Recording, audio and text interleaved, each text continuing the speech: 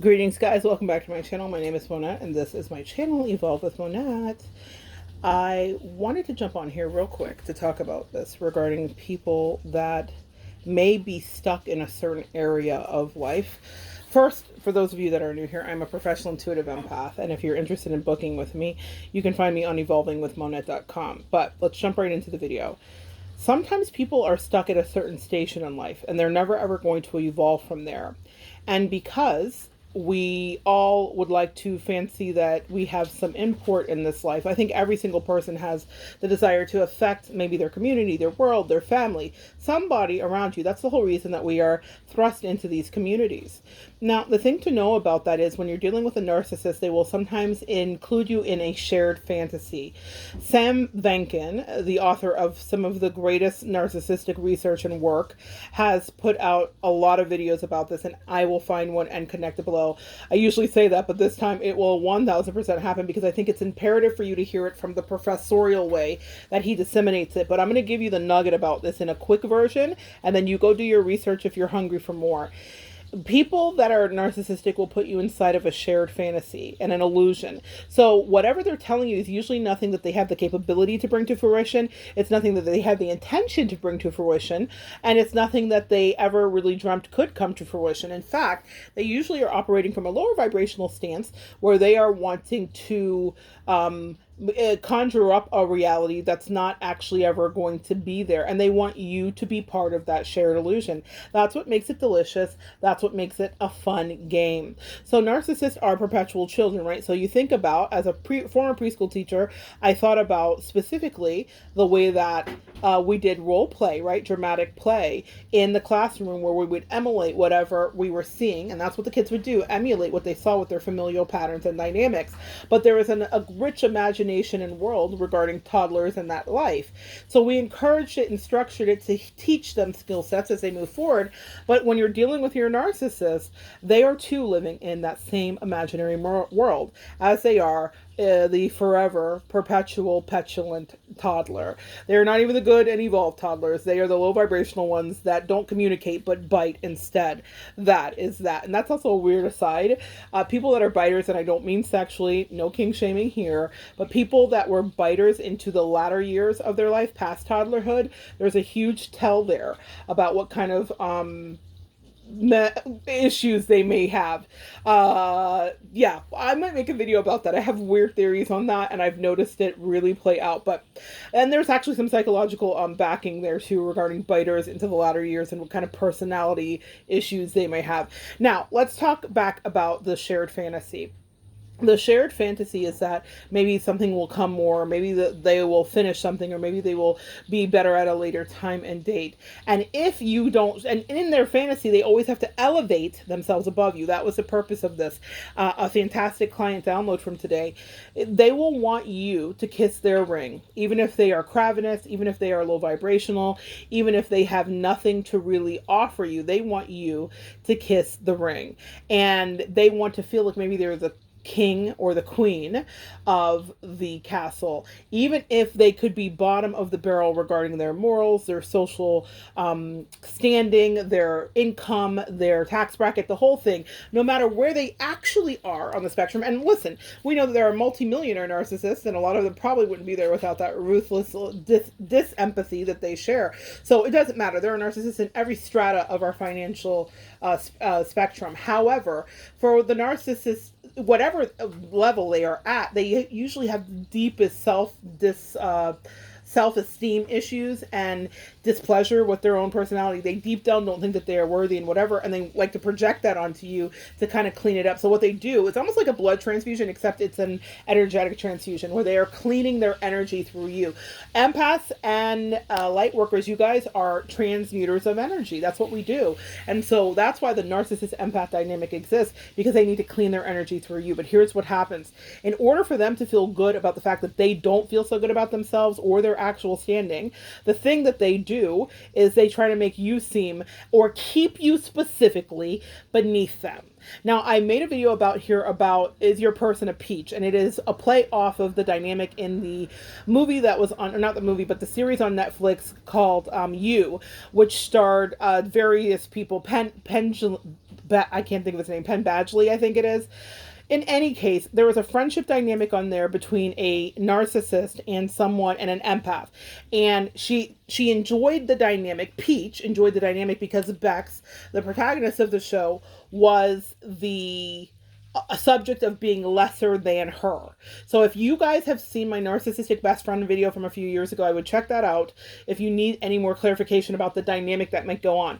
If it's not a best friend, if it's a lover, if it's a person, if it's a family member, your mother or whoever, you've noticed that they needed to be superior to you. And so they will try to subjugate you to their own low self-esteem issues so that you can kiss the ring, because it's very important for them to have you in that position. Now, when you notice that things start to get uncomfortable is when you start to evolve or change or find self-esteem or get healthy in any capacity or go after some of your dreams, because this threatens the shared fantasy. You are no longer valuable after the shared fantasy is threatened, because what happens is you are now shaking up a toddler's world. Let's bring it right back down to brass tacks. What we're dealing with, guys, if you hear all the sizzling in the back, my husband is making lunch. He's a wonderful chef. So don't mind. So welcome into the kitchen. But I just finished up with clients and he was getting started on that. But here's what I will tell you here. With the shared fantasy, any toddler doesn't like change. They really like stability. They really like fences. They really like boundaries, right? They really do. They'll act like they don't, but they do. The narcissist doesn't want boundaries from you. They want to impose boundaries on you. So flip it and reverse it, right? So what that means is that with the imposition of the boundaries on you, if you go outside of those boundaries, now you are seen as a problem. You are seen as someone to be discarded and devalued, and not in that order. It would be devalued and then discarded. So then in that moment, now you're breaking up what they thought was their imaginary perfect fort and perfect way and special place. Think about a toddler who has maybe their fort interrupted, or says no girls can come here because they have cooties, or doesn't want to include another child in that dynamic because they feel like maybe it's just me and this friend playing, or oh, you weren't here before. Flip it and reverse it. The narcissist does not want the disruption, but they do want to include the third party. That's part of the devaluation, so that you can feel as low to the ground as they always feel within themselves. There's a rich internal dialogue that's happening with the narcissist, even though everybody's like, they have no empathy, they can't feel. Well, there are sociopathic subsects and psychopathic subsects of the narcissist. There are malignant and covert. However, the thing that is really going on here at the end of it is that toddler flipped and reversed. So they do feel. I have been up close and personal swimming with the sharks. This is apparently my lot in life, and it's to teach you about this, okay? I've swam with them in every capacity, from lover to best friend, from a female to male. I've had them all from boss to parent. If any of you are listening, you've probably experienced much of the same. And what I can tell you about this narcissistic game is that they are always in a constant state of pain. They don't like themselves. They don't value themselves. They don't find themselves worthy. They don't think that they are intelligent enough. These are the quiet thoughts that are circulating, and I am not here to make you feel sorry for them, but I want you to understand, when you start to grow and evolve, you disrupt that shared fantasy. And so what you're reflecting back to them is all the things that they wish they could be, but they never will be, because they are living in that low vibration. They do not feel that there is any way to evolve or to get better, and they are perpetually in that broken, toxic, and maybe even cursed state, depending on your set of beliefs. There's a definite entity attachment as far as I'm concerned, but that's a different story and a different video for a different day. So when the narcissist is trying to devalue you, it's because you are trying to take their shared fantasy away. Think of a toddler getting a blankie or a favorite security thing taken away from it. They have a freaking fit because it freaks them out, because the thing that they have thought they've needed in order to self-soothe, and that's what they've been doing with you, empath, is now no longer available, because you've evolved and you're not playing along, and you're not doing what you used to do, and you're not behaving the way you used to behave, and you're holding them accountable, and that makes them uncomfortable. Okay, so I want you to understand that you are in that shared fantasy, but you're there as a supply of energy. They want you to feel like terrible crap. They want you to feel low. They want you to feel like you can never grow, and that they also want you to feel like they have your back, but really they're stabbing you in that back all the time. So understand that regarding the kiss the ring syndrome, the shared fantasy.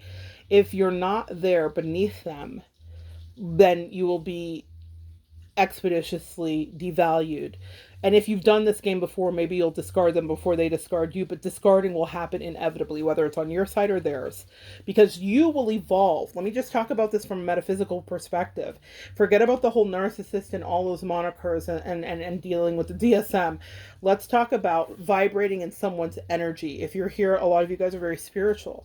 So if you are not in alignment with someone emotionally, financially, sexually, or whatever, you will vibrate out of their energy.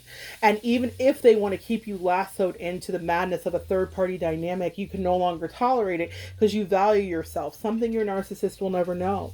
They derive their value from actual human beings. They are actual emotional vampires. That's why that third party dynamic exists. They need to have somebody else there to make them feel worthy. And the fact that people are clamoring over them is a delight to them. But the truth of the matter is, are you clamoring, empath, or are you doing what most people in a healthy relationship does, even if it's not healthy? But you would say, I would like to be this person who actually is fighting for the relationship or honoring it, because we're taught we don't just walk away. The opposite is true. Flip that and reverse it again for a different day. You do, in fact, when you see the toddlers take their ball and go home if they don't want to play, we're often taught the other way as adults. No, you stick and you stay. That's if you're dealing with someone who's reasonable, working with you, willing to do the counseling, willing to dig deep, narcissist or not. They just want you to feel terrible so that they can be elevated. Kiss the ring, yeah? So what you do is you walk away. That's how you take your power back, empath. You walk away and you stay away.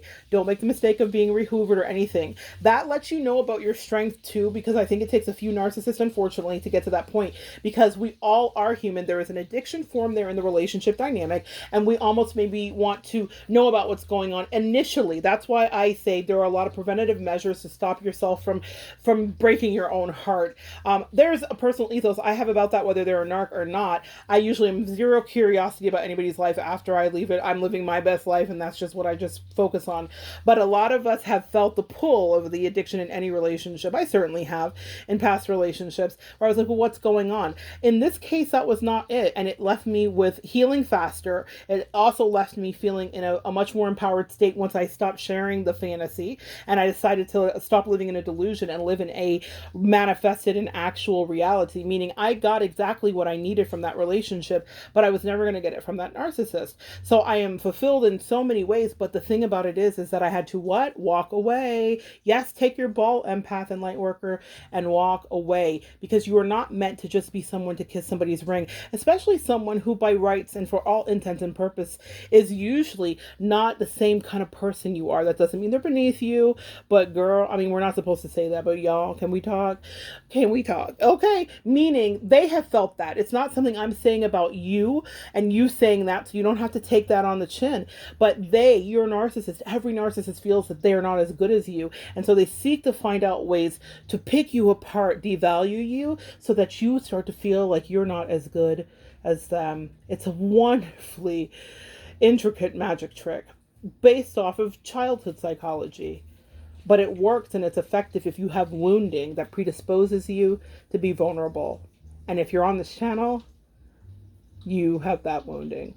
So I wanted to share that with you guys today. Don't kiss the ring, walk away, take your ball, go home, and stop sharing the fantasy.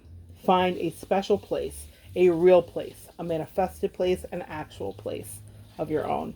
Love you guys so much. Come back and join me next time, and we will continue to evolve together.